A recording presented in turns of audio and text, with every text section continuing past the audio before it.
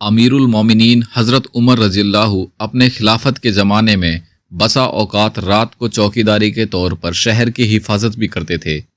ایک مرتبہ اسی حالت میں ایک میدان میں گزر ہوا، دیکھا کہ ایک خیمہ بالوں کا بنا ہوا ہے جو پہلے وہاں نہیں دیکھا تھا۔ اس کے قریب پہنچے تو دیکھا کہ ایک صاحب وہاں بیٹھے ہیں اور خیمے میں کچھ کراہنے کی آواز آ رہی ہے۔ سلام کر کے ان صاحب کے پاس بیٹھ گئے اور دریافت کیا کہ تم کون ہو؟ انہوں نے کہا ایک مسافر ہوں، جنگل کا رہنے والا ہوں، امیر المومنین کے سامنے کچھ اپنی ضرورت پیش کر کے مدد چاہنے کے واسطے آیا ہوں۔ دریافت فرمایا کہ یہ خیمے میں سے کیسی آواز آ رہی ہے؟ ان صاحب نے کہا میاں جاؤ اپنا کام کرو۔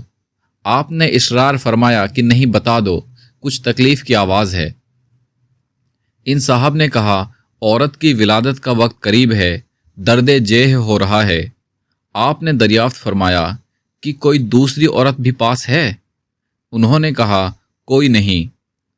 آپ وہاں سے اٹھے اور مکان تشریف لے گئے اور اپنی بیوی ام کلثوم رضی اللہ سے فرمایا کہ ایک بڑے ثواب کی چیز مقدر سے تمہارے لیے آئی ہے۔ انہوں نے پوچھا کیا ہے؟ آپ نے فرمایا ایک گاؤں کی رہنے والی بیچاری تنہا ہے، اس کو درد جیح ہو رہا ہے۔ انہوں نے ارشاد فرمایا کہ ہاں تمہاری صلاح ہو تو میں تیار ہوں، اور کیوں نہ تیار ہوتی، یہ بھی آخر حضرت سیدہ فاطمہ رضی اللہ کی ہی صاحبزادی تھی۔ حضرت عمر نے فرمایا کہ ولادت کے واسطے جن چیزوں کی ضرورت پڑتی ہو جیسے تیل، گودڑ وغیرہ لے لو، اور ایک ہانڈی اور کچھ گھی اور دانے وغیرہ بھی ساتھ لے لو۔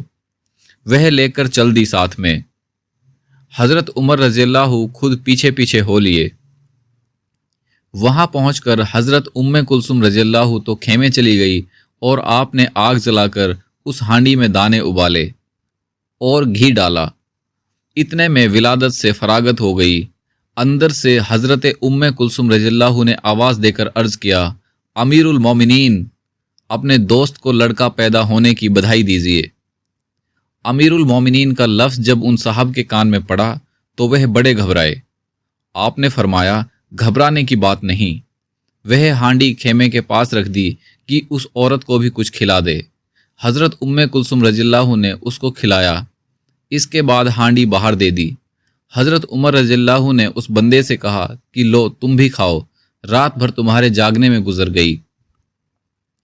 اس کے بعد اہلیہ کو ساتھ لے کر گھر تشریف لے آئے اور ان صاحب کو فرما دیا کہ کل آنا، تمہارے لیے انتظام کر دیا جائے گا۔